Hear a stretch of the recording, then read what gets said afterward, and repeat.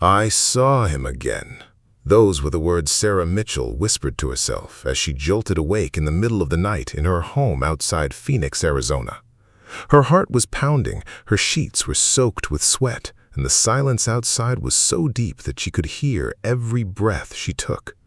For nearly 2 years, the former U.S. Army sniper had been haunted by the same nightmare. Every night, she found herself standing on a barren hill somewhere in the mountains of Afghanistan, gripping her rifle while looking through the scope at a man standing far below. She never saw his face, yet she always felt his eyes fixed on her. Each time, he was a little closer. At first, they were only dreams. Then he started speaking, and the night before, he had called her by name. Sarah had served with a special reconnaissance unit near Kandahar and was considered one of the finest snipers in her command.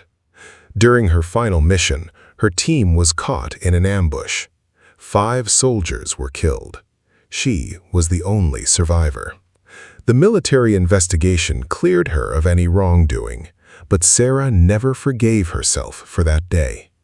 She moved from city to city, attended therapy sessions, took medication, and tried to build a new life. Yet every night, the war returned, along with the strange man from her dreams. That morning, she decided to do something she had avoided for years. Old boxes filled with military documents and photographs sat untouched in her garage. Sarah pulled out the files from her last operation and began sorting through the faded pictures. One photo showed her entire team before deployment. Captain Michael Reeves was smiling at the camera. Medic Brian Collins was giving a thumbs up, and radio operator Lucas Hayes was joking with someone off-screen. Sarah knew that photograph by heart. She had looked at it dozens of times. But this time, her hands began to shake. Behind the team stood another man, tall, thin, dressed in dark clothing. She recognized the silhouette instantly. It was the same man from her nightmares. For a moment, she thought she was losing her mind. She rushed to her laptop and opened the digital copy of the photo. The stranger was there too. A chill ran down her spine. That man had never been in the picture before. She would have bet her life on it. At that exact moment, her phone vibrated. A message from an unknown number appeared on the screen. It contained only a single sentence. "You were supposed to die with the others." Sarah stared at the phone screen for several long seconds, unable to believe what she was seeing. The message was real. She ran the number through every service she could access, but nothing came back. The number simply did not exist. Her hands trembled as she called her former commanding officer, Lieutenant Colonel Daniel Harper, who now worked at a military installation near San Diego. He answered almost immediately, but after hearing her story, he fell silent for several moments. Then he asked a question she never expected. "Sarah, do you still remember the coordinates of that mission?" She remembered them far too well. The numbers had haunted her almost as often as the nightmares themselves. Harper let out a heavy sigh and admitted that after the tragedy, several documents related to the operation had been classified, while others had been taken by officials from Washington whom he had never seen before. At the time, he assumed it was routine bureaucracy, but months later, an intelligence officer hinted that Sarah's team might have discovered something they were never supposed to find.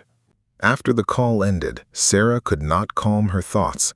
She returned to the old files and photographs, searching for anything unusual. Then she noticed something she had never seen before. Written on the back of the photograph in unfamiliar handwriting were the words, "Hill 47. Don't look into the darkness." Her heart nearly stopped. She was certain that message had never been there. Later that evening, hoping to clear her mind, she drove to a nearby grocery store. Yet the feeling of being watched followed her everywhere. As she crossed the parking lot, she noticed a man in a dark jacket standing beneath a streetlight, staring directly at her. When she turned her head for only a second and looked back, he was gone.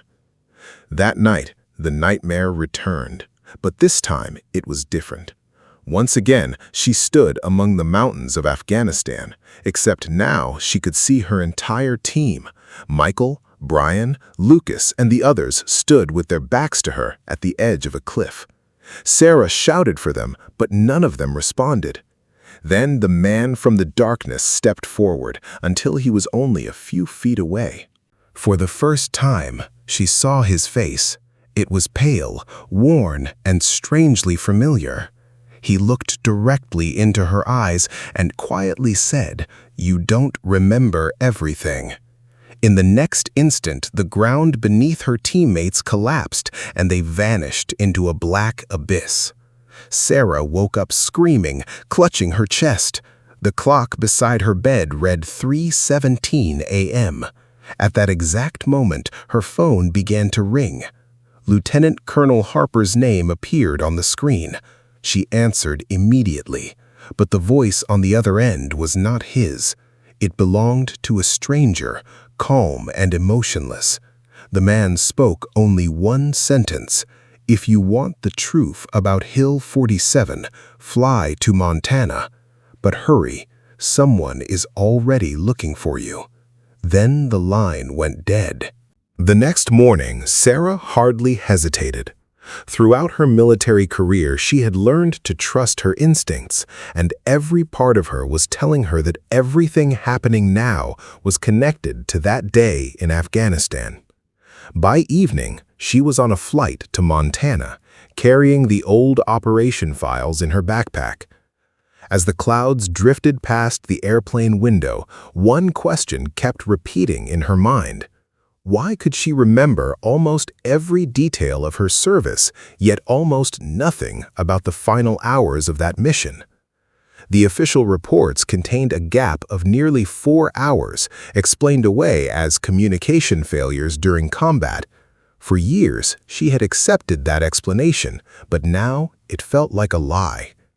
After arriving in a small town near the mountains, Sarah met a man named Victor Grayson, a former military intelligence analyst who had once worked with classified records related to Hill 47. He looked exhausted, constantly glancing over his shoulder as though he expected someone to be watching. When they sat down inside an old wooden cabin on the edge of town, Victor immediately placed a flash drive on the table. "What you're about to see was never supposed to exist," he said quietly. Sarah inserted the drive into her laptop and opened the first video file. The footage came from a helmet camera worn by one of her fallen teammates. At first, everything appeared normal. The team moved carefully through a narrow valley between rocky cliffs, exchanging jokes while monitoring their surroundings. Then, the camera suddenly shook.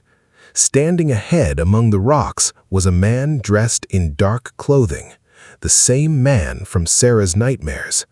He wasn't hiding, he wasn't armed, he simply stood there. One of the soldiers shouted for him to stop, but the stranger never moved.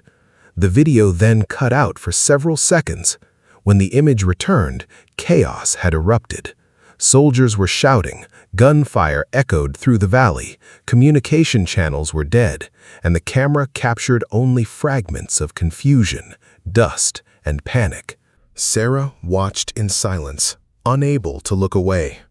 Then came the moment that changed everything. The footage showed Sarah herself standing on a ridge with her sniper rifle. Beside her stood the mysterious stranger. They were talking calmly, face to face. There was no fear, no threat, no weapon pointed between them. Sarah felt the blood drain from her face. She had absolutely no memory of this conversation. None. Victor opened another file. This one was part of a classified report that had never appeared in any official archive.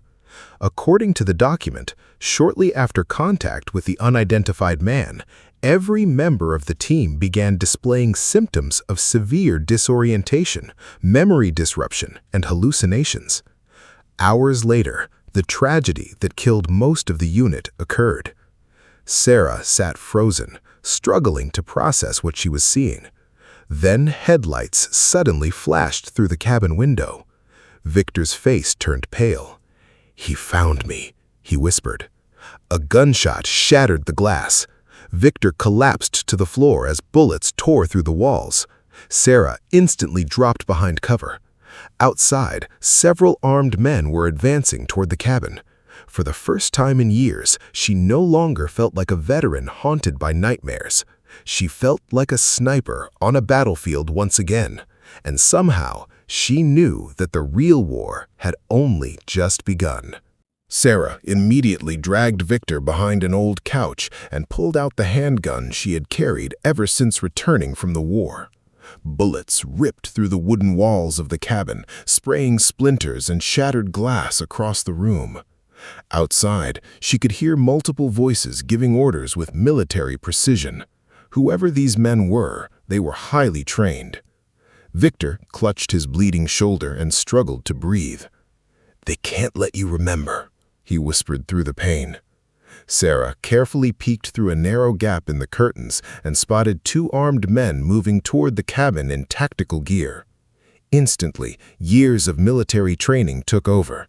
Within minutes, she and Victor escaped through the back door and disappeared into the dense forest at the base of the mountains. They ran until the sounds of gunfire faded into the distance. Only then did Sarah stop. Victor was badly wounded. Breathing heavily, he pulled a small metal storage device from his pocket and handed it to her. "Everything about Hill 47 is on this," he said. Then he added a sentence that made Sarah freeze. "You didn't survive that day by accident. He saved you." Before she could ask what he meant, Victor lost consciousness. Later that night, while hiding in an abandoned hunting cabin high in the mountains, Sarah connected the device to her laptop. Inside were hundreds of classified documents, interrogation reports, and video recordings that should never have existed.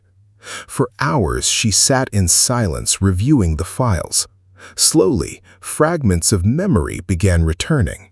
She remembered things she had buried deep inside her mind.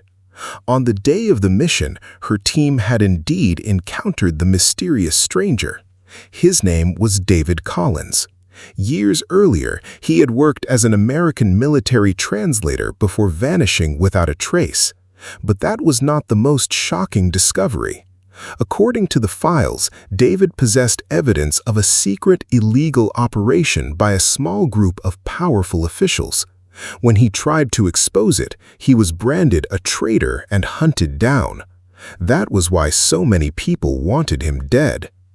As Sarah continued reading, more memories surfaced. She began remembering pieces of her conversation with David on the ridge. He had never threatened her. He was not an enemy. In fact, he had been desperately trying to tell her the truth. At the time, she refused to believe him. Then the attack happened.